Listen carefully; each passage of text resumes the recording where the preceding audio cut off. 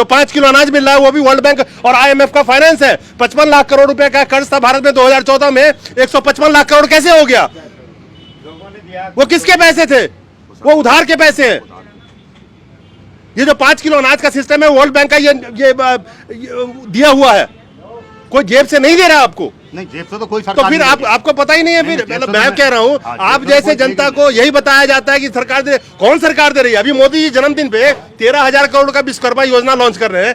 जन्मदिन क्या हमारा अपना खुद का जन्मदिन है? जेब से दे, घर से दे, तब समझूंगा। वो तो पब्लिक के पैसे लग रहे तो हैं। वो क्या गिफ्ट हो गया पब्लिक को? नहीं, गिफ्ट तो नहीं हुआ ना। पब्लिक को गिफ्ट हो गया क्या? वो तो अपना कर रहे हैं, वो तो सर जन्मदिन तो अपना मना रहे हैं ना जी। तो 400 का सिलेंडर आप 1200 में खरीद रहे हो, उसी पैसे में से दे दिया अगर 10 पैसे आपको, तो वो गिफ्ट हो गया? नहीं सर, बिल्कुल गिफ्ट नहीं हुआ। तो फिर ये समझने वाली बात है, जनता को ये समझना पड़ेगा। कोई नेता मंत्री अपने घर से 1 रुपया नहीं देता, आपसे आपका 10 रुपया आपके जेब से निकाल कर अपने घर ले जाता है। देते हैं सब हमारे पैसों से ही हमारा टैक्स जाता है, तब हम लोग काम करते हैं, टैक्स देते हैं, तब सरकार हमें कुछ सुविधाएं देती है। देखो, अरे टैक्स देते हो तो सरकार में जो मंत्री संतरी और जितने भी बाबू बैठे हैं उसके तनख्वाह, उनका घर आपके पैसे से चलता है। हाँ बिल्कुल, आपका घर सरकार नहीं चलाती। हमारा घर सरकार नहीं चलाती, क्योंकि सरकार को हमने ही बनाया है इस अंगूठे को लगाकर। चुनाव आते आते हो सकता है कि 10-20% इसमें कमी भी कर दिया जाए, लेकिन क्या जनता इस बात को समझती है कि अगर चुनाव जीत गए तो वो वसूली भी फिर इन्हीं से होनी है? क्या लगता है, पेट्रोल डीजल एक बार कम भी कर दिया गया, अभी चुनाव जीतने के लिए वसूली भी तो आपसे ही होगी फिर। बिल्कुल जी, हमारे से होगी वसूली सारी जो भी होगी। बिल्कुल बिल्कुल, ये तो बात सही है। इनको इंडिया नाम से इतनी कठिनाई हो ना, सारा इंडिया वाला जो नोट पे इंडिया लिखा ना, यही डाल दें, हम सब घर ले जाएंगे। हमें बहुत प्यारा। बिल्कुल बिल्कुल, नोट पे सारा इंडिया लिखा हुआ है, दे दो हम सबको। जितने भी ये लोग क्या कहते हैं, बोलते हैं इंडिया हटाएंगे, वो लोग ये पैसे से हट जाएं।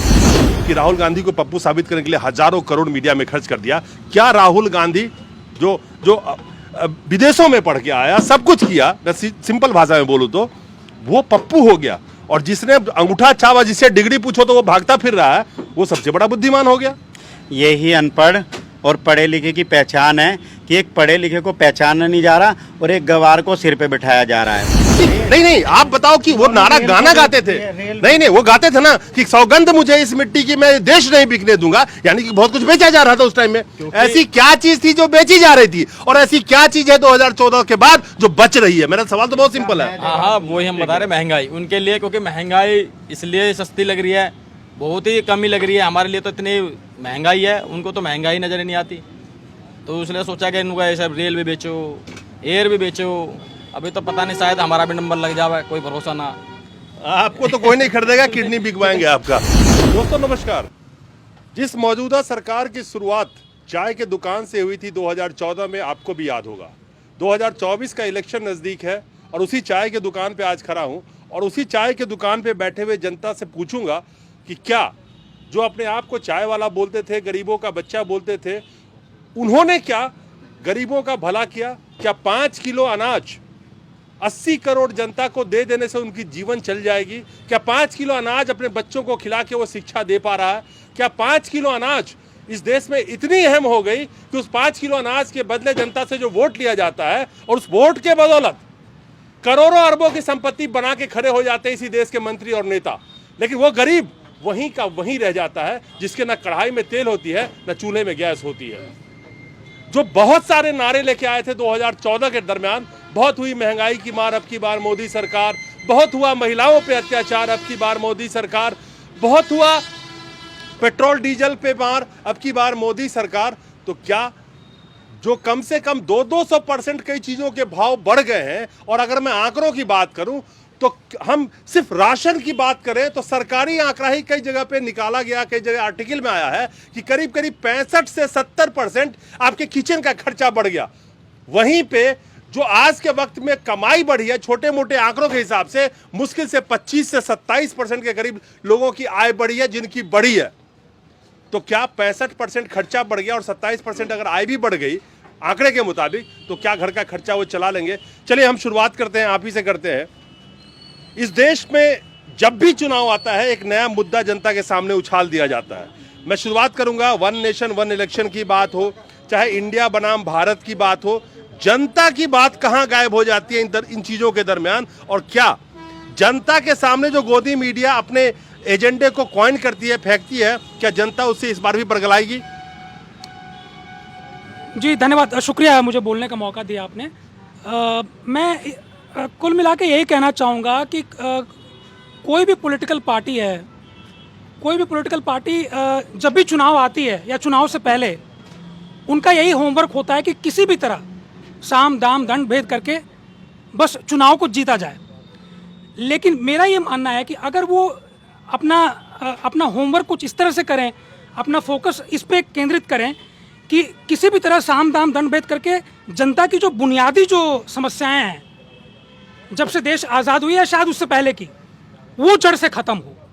ये बहुत ज़रूरी है आज के समय में, क्योंकि जनता मजबूर है बहुत, जनता के पास कोई विकल्प नहीं है, मजबूर है बहुत। और शायद इस चीज़ को हर पॉलिटिकल पार्टी अच्छी तरह से जानती है और हर पॉलिटिकल पार्टी ने इसकी नब्ज पकड़ी हुई है। क्या 200 रुपए सिलेंडर पे कम करके जिस सिलेंडर का भाव 450 के करीब हुआ करता था 2014 में, उस पे जुमला फेंका गया था बहुत हुई महंगाई की मात, क्योंकि आग बहुत जरूरी है। लोग कहते हैं सिलेंडर की ही बात है क्यों? अगर आपके पास सब कुछ दे दिया जाए और आपके चूल्हे में आग ना हो तो उस अनाज को क्या करोगे क्या?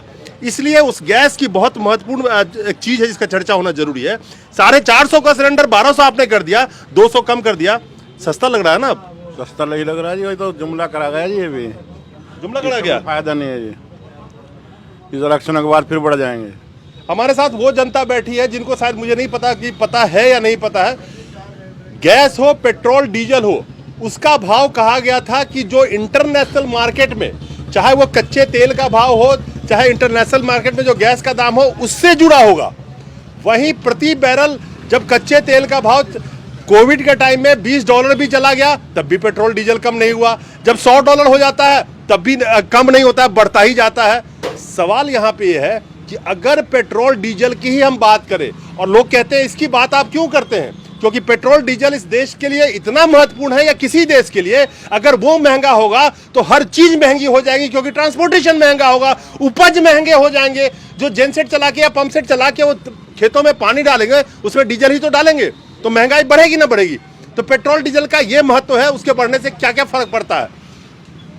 वो पेट्रोल डीजल आज के वक्त में स्थिर रख दिया गया है, और यकीन मानिए चुनाव आते आते हो सकता है कि 10-20% इसमें कमी भी कर दिया जाए। लेकिन क्या जनता इस बात को समझती है कि अगर चुनाव जीत गए तो वो वसूली भी फिर इन्हीं से होनी है? क्या लगता है पेट्रोल डीजल एक बार कम भी कर दिया गया, अभी चुनाव जीतने के लिए वसूली भी तो आपसे ही होगी फिर? बिल्कुल जी, हमारे ही से होगी वसूली सारी जो भी होगी। बिल्कुल बिल्कुल, ये तो बात सही है, आपसे वसूली होगी। बिल्कुल, क्यों जी, जो है अभी घटाएंगे तो फिर आगे बढ़ाएंगे भी सर। जो भी खर्चा होगा वो सारा पब्लिक ही से तो निकालेंगे। आपको अभी मैंने क्या बोला कि सरकार हमेशा बोलती है कि पेट्रोल डीजल को बढ़ाना घटाना हमारे हाथ में नहीं है, चुनाव आते ही सब कुछ सरकार के हाथ में कैसे आ जाती है? तो सर ये इलेक्शन के लिए मुद्दा जब आता है तो सर कोई सी भी सरकार हो, चाहे बीजेपी हो चाहे कांग्रेस हो, कोई सी भी हो, वो अपने मुद्दे पर अपना रेट घटा देते हैं। उनके हाथ में सब कुछ होता है, जब वो जीत जाते हैं फिर बढ़ा देते हैं। जब जीत जाते हैं तब बढ़ा देते हैं। हाँ जी। इंडिया और भारत का युद्ध छिड़ा हुआ है। इस देश की ये स्थिति आ गई कि इंडिया और भारत का युद्ध छिड़ा हुआ है, जहां देखो वही इंडिया और भारत की चर्चा हो रही है आज की डेट में। मेरा सवाल ये है कि क्या विपक्ष ने जो अपने गठबंधन का नाम इंडिया रखा, और मुझे नहीं लगता इसमें से कितने को पूरा नाम पता होगा इस इंडिया का, कितने को पता होगा, हमें नहीं पूछना भी नहीं चाहते on camera. Indian national developmental inclusive alliance, India का पूरा नाम ये उन्होंने रखा था, ठीक है। अब उसका शॉर्ट फॉर्म इंडिया बन गया, तो इंडिया के नाम से इतनी घबराहट क्यों आ गई इनके अंदर में? देखिए, पहली बात तो हमारे देश का नाम इंडिया है और जीतेगा भी इंडिया ही, और ये नारा तो हमारे मोदी जी का भी है, मेक इन इंडिया। ये किसने बोला? आज आप इंडिया से ही भाग रहे हो। इंडिया कोई IND आपने अपना ले लिया, क्या है उसकी हमें नहीं पता, लेकिन जो आज ये इंडिया है इसको कहाँ कहाँ से आप इंडिया नाम को हटाओगे? हमारी India team, India culture, India कितनी बहुत सी चीज़ें कहाँ कहाँ। आज अगर आप इंडिया नाम हटाते हो तो इससे भी गरीब जनता ही मरेगी, बड़े लोगों का कुछ नहीं होने वाला। क्यों? पेपरों में इंडिया लगा है, आई एम फ्रॉम इंडिया। नहीं, एक बात और बताता हूँ ना, जिनको इंडिया नाम से इतनी कठिनाई हो ना, सारा इंडिया वाला जो नोट पे इंडिया लिखा ना यही डाल दें, हम सब घर ले जाएंगे, हमें बहुत प्यारा। बिल्कुल नोट पे सारा इंडिया लिखा हुआ है, दे दो हम सबको। जितने भी ये लोग क्या कहते हैं बोलते हैं इंडिया हटाएंगे, वो लोग ये पैसे से हट जाएं, दे दे सारा इंडिया का पैसा अपने आप मोदी को जी हमें। उनके लिए अलग से भारत वाला नोट छाप दे। हाँ बिल्कुल छाप। इंडिया वाला हमारे यहाँ रख जाए, हम ले पहली बात ऐसा कुछ होगा ही नहीं, हाँ। ऐसा कुछ होगा ही नहीं। ये सिर्फ एक इनके चुनावी जुमले होते हैं कि सामने वाली पार्टी को हमें कैसे नीचता दिखानी है और या कैसे इसको दबाना है। क्योंकि राहुल गांधी को किस तरह से इन लोगों को ने टॉर्चर करा है वो उसी की दिशा जानते हैं, फिर भी उसने हार नहीं मानी है। गरीबों से जा के मिला है वो, और वो चाहता है देश के विकास के लिए, उसके पूर्वजों ने देश के लिए अच्छा, आप बैठना योगदान पड़ेगा। दिया है। नहीं, आपने एक बात बड़ी अच्छी बोली है कि राहुल गांधी को टॉर्चर किया है। इस देश में मीडिया का एक ऐसा रोल उभर के सामने आया 2014 के बाद से कि विपक्षी पार्टी में खास करके कांग्रेस मुक्त भारत का मोदी जी नारा क्यों लगाते थे, इसको आपको समझना पड़ेगा। कांग्रेस मुक्त भारत का मतलब यह था कि इस देश की कोई भी पार्टी अगर बीजेपी या मोदी सरकार को टक्कर दे सकती है तो वो कांग्रेस ही थी। अगर 2019 की भी हम बात करें, अगर बीजेपी को 22 करोड़ वोट मिलती है तो कांग्रेस को वहीं पे करीब करीब 12 करोड़ वोट मिलती है, और तमाम क्षेत्रीय दल को आप जोड़ देंगे तो कोई भी कांग्रेस के आसपास तक नहीं पहुंच सकती है। तो एक वो पार्टी जो बीजेपी या मोदी सरकार को टक्कर दे सकती है, उस पार्टी को ध्वस्त करने के लिए षड्यंत्र रचा गया। और क्योंकि राहुल गांधी जो थे कांग्रेस पार्टी के एक प्रमुख चेहरा रहे हैं,